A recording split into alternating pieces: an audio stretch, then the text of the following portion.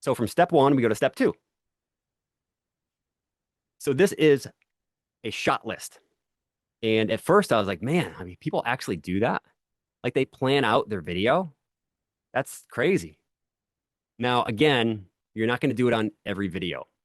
You're going to do it on key videos. You know, if you post 5 times a week, you probably want to spend the time and put this into it. If you're doing it 3 times a day, you may want to take that one video and spend some time in that one video. But it ensures that your recording is visually engaging, it's easy to follow, and simple to edit later. Because when I play my videos, I have a picture, almost like creating a movie. You know, I know what scenes I want to have. I know what movie I want to make out of that video. So I think to myself, you know, it'd be cool if I could record myself walking into the room and then grabbing the doorknob and then show myself going through the door. And I'm walking into a whole new world of online marketing, whatever it might be. So you write down, you know, walking towards door, grabbing door handle, walking through door. So those are 3 shots right there that you can use as B-roll, which is supporting video, supporting graphics that will help convey your message. And it's going to seem more like a movie. So when you flip the TV on, usually just by looking at it, you know if it's a commercial, you know if it's a documentary, or you know if it's a movie. We know just by the first couple seconds looking at it. So keep that in mind when you're thinking about what kind of video you want to make. You want to make something that you really want people, you know, on the edge of their seats at. So let me make this one with like a couple, we call like match cuts. A match cut we'll get into is something where it shows you walking to the door and then it shows you grabbing the handle and then it shows you going through. And you can do that in 30 seconds. It seems like a lot, but on a tripod, it's just positioning and it's done before you know it. And once you do it a few times, it's much easier. So why does this matter? Like it says here, in today's fast-paced digital world, viewers have short attention spans. We know that. If nothing visually changes every 3 to 5 seconds, they're going to scroll away. So we know you need the hook. There's actually 5 types of hooks. I'm not going to go through them all, but you have your text hook, you have your auditory, what you're saying hook, you have a visual hook, something that you're doing. That's why certain people wear hats. Every time you see them, they got that weird, funny hat on, but you know him as the guy that has that hat. That is his visual hook. So certain things that really jump out to you in that. You also want to think about your movements. You know, you want to do movements that are natural. You know, sometimes you want to, like I'll do it when I'm doing a review video, as I say, look at this product, and I'll put it right up to the camera. It's still a natural movement because like if I'm excited about something, I get home and I'm like, look at this, look what I found. You know, that's what I do. I'm showing my excitement, but you just don't want to be fake in doing it. You don't want to wave your arms around and just because you want to do it because it's natural. So, and then doing a variety of shots. So I've had some videos out there that show. Now I have the luxury of having 2 cameras because I have my personal one and I have my work one. So usually every video I do, you know, my one that's either, you know, right in front of me, and then I'll do one that's like off to the side. Sometimes I use that footage, sometimes I don't, but it gives me another perspective. And it helps. I'll link this one in here, this handout, I'll call it too. It's called the Loom method. And basically, you know, when you shoot a video and you're going through and you're just editing, cutting out dead space or whatever, you're like, oh, why did I do that right there? Or why did I do that thing with my eyes or, you know, make that movement or I was out of frame? That spot right there is a great spot for B-roll. That's when you would pull in, you cover it up. So there's certain things that you do that you can cover up. If your voice didn't come through there, maybe put a sound or a visual and put text on the screen. Instead of hearing it, cut your sound out. Just edit, put the volume out in that one spot. Edit, isolate that one, you know, split and turn that volume down and put text on the screen there. Something that visually still attract, they don't even notice. And it's a method that you go through. And here's some points on here that points where you think the viewer will get bored. You know, always watch your video afterwards. And if you're looking at it and you're like, all right, come on, get to the good part. Well, they're definitely thinking the same thing too. But they want to get to the good part sooner. And before you know it, they're scrolling off. They're gone. Areas that don't flow well together. Sentences that are way too long, maybe you cut it and you do a transition right there, or um, a point where you're like, wow, I was just like monotone. Like the last 10 seconds, I was monotone, and put something in there. Do some B-roll, do some visuals right there, just to um, spice it up a little bit. So, but that will be in here. It's a presence checklist. You can go through and see if any of these areas are in your video, and you'll get to know what to look for. So you can do that using, well, the shot variety prevents boredom and enhances storytelling. If you're telling a good story, if you look at a lot of videos out there, it's not of somebody just talking. It's of somebody walking out their front door or walking the dog, doing things that we do on a daily basis. It's relatable. It connects them to you. Washing the dishes. That's why, like, I know when I first started, it was a big thing of showing yourself, cooking or washing the dishes while text was popping up on the screen. But do that for 3 seconds, 4 seconds while you're speaking over it, whether it's a voiceover or if it's just what you recorded earlier and you're just adding that in as B-roll. Using props.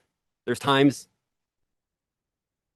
I've used my little Harley here, and I used it as a microphone, and I just said, "Hey, how's it going?" And I spoke, and people were like, "What's he doing?" They're like, "Huh?" It's different. Like, what's he doing with that? That's why you see people with hair dryers and their brush, because it's a visual cue. It gets somebody to take a double take. It might keep them there for 2 seconds longer until they get in, until they're like, "What did he say?" And they get interested in it. That's going to help keep them there. Text overlays, not just doing those boring texts, where they get something, maybe you walk through your text or it's, it behind you. Like, whoa, that's cool. He just like walks right through his text. How do you do that? That's crazy. It adds depth quite a bit. Effects, using the right effects, but not overdoing it. If you look at it and it's blatantly obvious, or you do a sound like a click or a whoosh. Whoosh is probably the biggest sound that if you listen to any of my videos, I have at least a dozen sound clips added in there, whether it's a camera click, chink, or that was a bad sound, or a whoosh, something like that. There's no camera I ever heard of, but it snaps them out of it. Like, oh, what was that? Whoosh. Where did that go? What happened there? What did I miss? Maybe I'll watch it again because I heard a whoosh. Did Superman fly through or what? And then the transitions and the match cuts. You're walking towards the door, you're grabbing the handle, and you walk through the door. You're making a coffee. You're not just showing you from 20 feet away making a coffee. You show you, looking at the beans. You show you grinding it. You show you pouring the coffee up close. It just disrupts our view. By interrupting the eyes with intentional visual changes, you're holding attention longer, increasing watch time and boosting engagement, which is what we are all after. How do I get people to watch what I'm doing for more than 2 seconds without scrolling away, and then maybe even doing what I asked them to, or do what I'm telling them to? So here's a few things here. Seamless transition and match cuts. What are they? Transitions connect two clips smoothly, making your video feel polished and professional.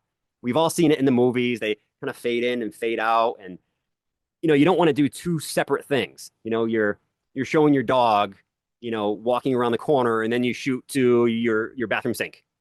Like, what? What happened there? It got to be related, got to be something. So that's why planning ahead of time. There's times when I'm like, when I was on the treadmill, if you guys have seen the one with me on the treadmill, I was like, I'll do it here. It ended up being totally different than what I planned to do, but I planned it out. And as I was planning, I was like, oh, I could do that. And I wrote that down. It's like, oh, let me do this view. Oh, and I wrote that down too. So now I have a plan of what I'm doing. Only takes a little while longer, but when you go to edit it, it goes smoother because you had a plan. And then the finished result is going to look better because you planned it. If you're asked by a boss or a family member to say a speech or maybe teach something at a company meeting, if you're like, yeah, I know about that stuff, I'm gonna get up there and just talk about it. Or if you have a 20-minute time that you're speaking and you actually spent an hour preparing for it, that person who prepared for it is going to be much better at it. They're going to be received better by their audience. Their audience is going to pay attention. It works. So match cuts Make an action feel continuous through two scenes, maintaining flow and energy. So continuing an action across two shots. So again, I mentioned closing a door in one clip and opening a new door in the next. Like, all right, I'm ready to start my day. It shows you walking towards your front door. And then it transitions to being outside, looking at you coming outside. So that is a great match cut. It interrupts the eye and it makes you like, ooh, where's he going? What's he doing? It gets them interested. And again, it seems like a lot of work, but it's not. It's just moving the camera. It doesn't have to be a perfect shot. With editing, you can, fade in, fade out, or maybe do a pan. It's pretty easy. Speed ramp transition, something a little bit more advanced, but there are presets. If you go into, speed, if you click on your video clip and then you go into speed, there's different preset values that will do speed ramps that can work in certain situations. And we'll get into that more when we go through editing. Also blurring and shaking. I'm in the push-up challenge. So there's times that I'm like, oh, I'm on my last one. And I kind of drop to the ground. Well, when I drop to the ground, I do a shake and I make a rumble sound. It just emphasizes it that much. You might not even notice it. You're not like, you didn't hit the ground and the ground shook. That didn't happen. Unless you're somebody who always questions movies and you're like, that wouldn't happen in real life. That never happened. Most of us just like, you go along with it. You're like, oh, cool. It involves them. Makes them more involved in the video. And then transition should be smooth, not distracting. If you go through and you spend like 10 minutes on this thing and you just can't get it right, just do without it. It's not worth that much time. Something's just not working right. Something's not jiving with what you're trying to do. Just forget it. Just move on. So transitional videos hooks viewers instantly. So I don't know if either of you seen one with Flip. There's that guy who's a chocolatier, and he has these two like mounds, and he puts them together, and he's smoothing chocolate like in the crack of it. And of course, it looks like something. And the guy goes like this, and he's got like finger full of chocolate. And then Flip goes, "What? You don't like chocolate?" It's that transition. Nate was doing them for a while too. You have the one of the gorilla that runs up to the screen and like puts his butt, and then it's like it's somebody's hairline, or somebody falling off of a bike and they hit the pavement, and then it shows you like bouncing up off the floor. Those are transitional videos. They try one, try it out. I think it's transitions.com or transition.io, something like that. Try one out. They're pretty cool. So if your intro is slow, and another thing with an intro, never say, "Hi, this is Joe, and I'm an affiliate marketer, and I'm going to talk to you today about hooks." They're already gone. They are gone. They don't care who you are. They're not looking to make friends on there. They want to know your name. They'll look in your profile. You want to go and say, "I'm going to show you how to make your video creation process 10 times easier. Watch this." You're like, "All right, I'm watching. What do you got?" Keep them involved till the end. You say, "I'll send you the trick. Just comment trick in the comments." Boom, there you go. So a fast-paced montage, sound-powered. You'll see a lot of my videos, I do that puff thing. Like I just appeared in my chair. I morphed. I teleported right in my chair. It puff a cloud, and you'll hear you hear like a lightning strike. And it just, what's that? Maybe I got him a second longer. Maybe they're just like, oh, it's this guy with the smoke again. Swipe. I don't know. If not, then they're not my customer. They're not my lead. Before and after reels. Show the final result first. What you actually do in this is you make your video. And what you do is you take, depending on the video you're making, the last few seconds have to be appealing, but you take that result at the end of the video and you cut it and you put it at the front. So they watch that first part and they're like, how did that happen? And then they go through and they see how they got there. Or another technique is, and you'll see this in my videos too, is when you get at the end, I'll say, "Have you?" I'm like, why do you say that at the end? But as it loops, my very first sentence was, "Ever seen the guy in that video?" So if you're watching that video all the way through, my last few words at the end of the video were, "Have you?" It's seamless. It goes, "Have you ever seen that guy in that video?" You almost don't even know that you're rewatching the video again. So there's certain things like that are, a little bit more, and you really have to time it right, and it has to be the right kind of transition into that. But there's been times I watched the video 3 times through, and I didn't even realize that it was the same thing over and over. I'm like, whoa, they got me. I'm like, but that was a cool video. But as we all may know, if you've been in this for a little while, the first 3 seconds make or break it. So start fast and start strong. Get them right off the bat. Because if you don't get that, then you don't have anything. They're gone. Essential shot types. These are certain things which I'm actually trying to get better with this myself. But doing different shots. And I have a full handout on this that actually lists a whole bunch of them. But you have your close up. So it's best for emotions, reaction, product details, whether it's a product that you're showing that you're up front. And again, I don't know if on your guys' screen, if I look like a little pea in the corner, or if I'm actually like decent size, you can actually see my hands. I'm not sure, but hopefully you'll get it anyways. And if not, get a magnifying glass because I'm worth looking at. So you got your close up and then you got a medium shot. So, usual distance. And then you have a wide shot. So on our phones, if you have an iPhone, you have that. If you look when you're taking a video, you have the 1, the ×2 or ×5, and then they have a 0.5. It gives it makes it wider. That gives you a wide shot. They make wide angle lenses for your iPhone and your Android that you can get and put on it. It's something as you get more advanced, as you get more involved, if you want to. Again, you can use that 0.5 function and do that. But doing different cuts will help keep people interested. And then the point of view shot. It's, as if they were you. You're walking the dog and you're looking down on your dog as you're walking it. It puts them in your shoes. You don't know what's going to happen. Oh, is another dog going to come out around from the corner? It creates this curiosity that keeps them involved. But those 5 shots right there will cover 90% of your content needs. So if you practice on some of them, then you can get really good at them. They're pretty easy. And the shot that I do with my video where I am sitting in the chair and the puff of smoke and the sound of lightning, or I guess the sound of thunder. Lightning doesn't make sound. That shot there, the background that I use is the same one. I use it over and over. It's just because you need an empty chair, before you appear in it. And it's just something that I cut right in. I transition into it, and I use the same shot. So even when you have B-roll, you can use it in different videos. And I did some just yesterday. I was driving to pick up one of my sons from the gym. I just set up my camera in a couple of different views in the truck, and I have one of me from the side looking at me driving. I have another one facing ahead, like on the road where I'm going, and I have one just staring out the passenger side window. You could add it to a video when you're like, when you're thinking about life and wondering if it's passing you by, and you show this B-roll of you looking out your passenger window. It just make sure you name those videos so you know where to find it and you know where they are. Because if you're like me, I have images, I have screenshots, and they're somewhere, and they're lost in my files. And I do a search and and you're like, I know it's here, and I'll spend an hour looking for it. It might take me an hour to edit something, but I spent 45 minutes looking for that one image. So if you just named it right up front and kept it in the same spot, then it'll be much easier. So adding movements and adding natural flow. Small intentional movements create national transitions and make your video more dynamic.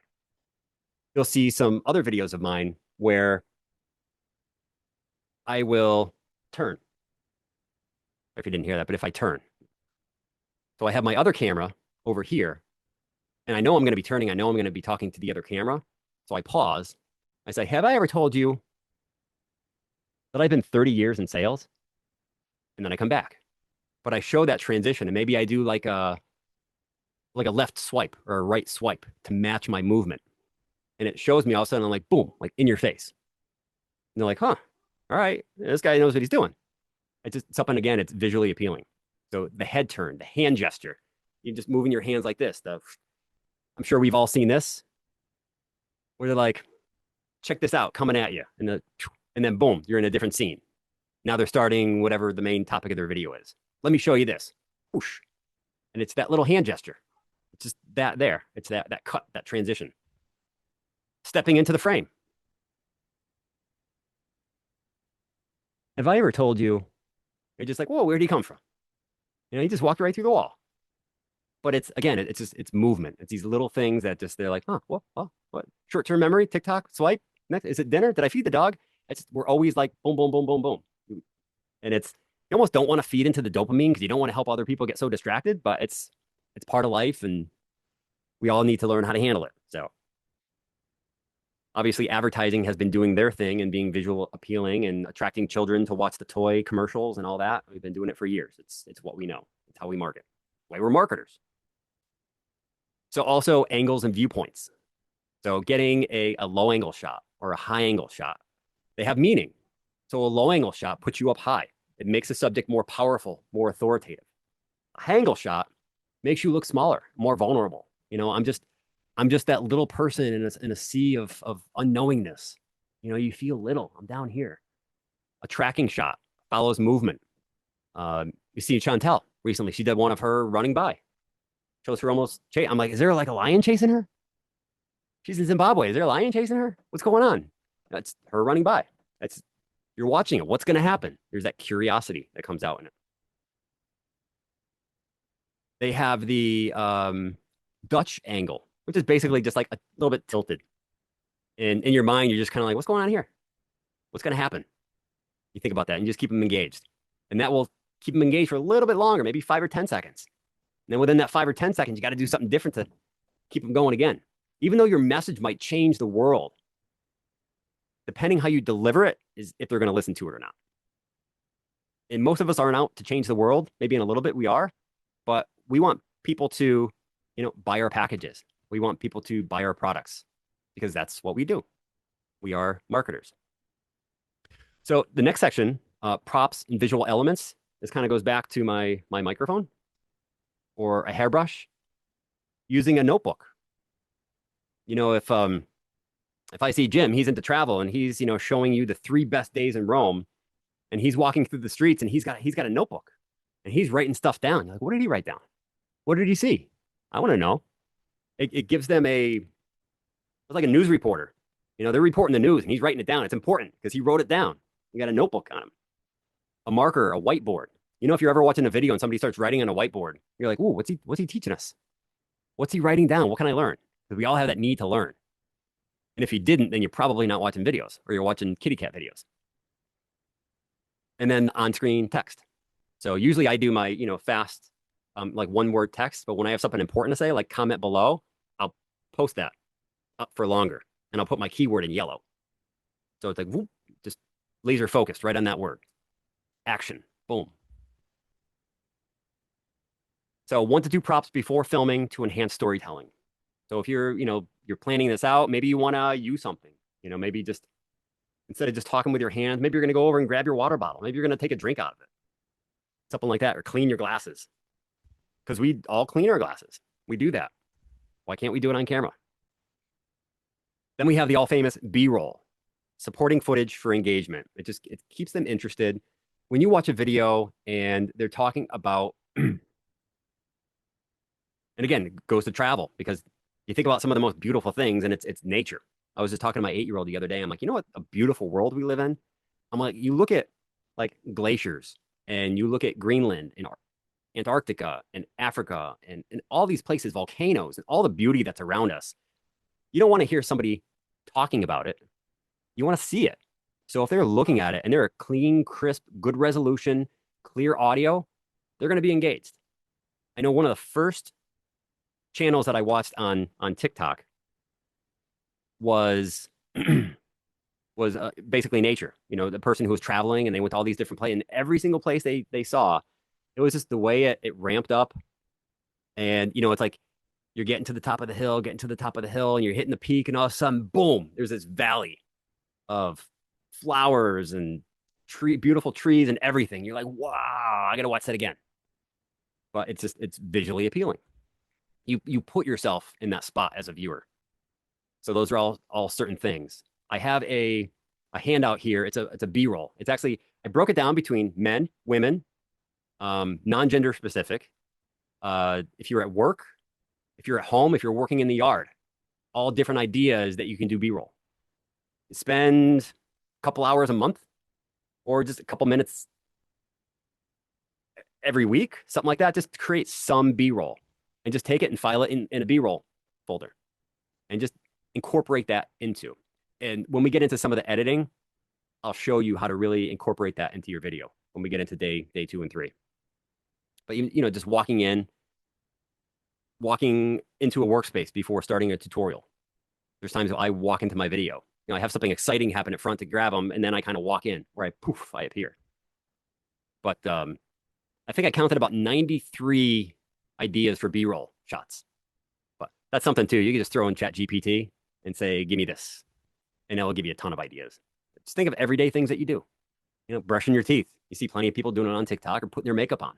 Women putting their whatever they put on their face, mud. I don't know. Pulverized pumpkin, something.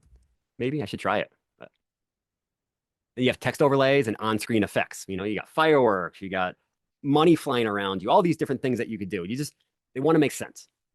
If you're talking about, you know, fitness and how healthy it is, and you could help with your arthritis again, and you're not trapped. You don't want to pop on with like this explosion, or you don't want to pop in with like a screen notepad transition of some sort. You want to do something that's fluid, maybe something that has I know they have like an inhale and an exhale, as if you're at the gym and you're inhaling and exhaling, like as a transition. Just try and relate everything that you do into it. And if it doesn't make sense, then just don't do it. Because I did one the other day, and after watching it, I'm like, I was trying to cover something up, but then it didn't make sense when I watched it, and I'm like, oh well, maybe they'll get it, maybe they won't. So those are all examples of how to plan for your video. And again, it's a lot of things because it's a lot of the possibilities that you can do. But when you're doing content, you just want to think of a couple things, a couple different shots. Maybe you can show yourself walking out that door, walking to the door, grabbing the door handle, and then show yourself walking outside. It's just 3 different shots, and you at the, doing dishes kind of thing. Maybe you do a close up of you, actually scrubbing a dish, and then you way back. Maybe it's like your kid's perspective of you and what you do. So it's more involved. It gets them involved in what you're doing. So that's the shot list. So I actually do have, like I mentioned, I have a template that you can kind of fill things out, maybe make it a little bit easier. But I'll get that to everybody, unless it's for those of you that are watching replay and this as a intensive recording, then that'll all be in the resources as well. So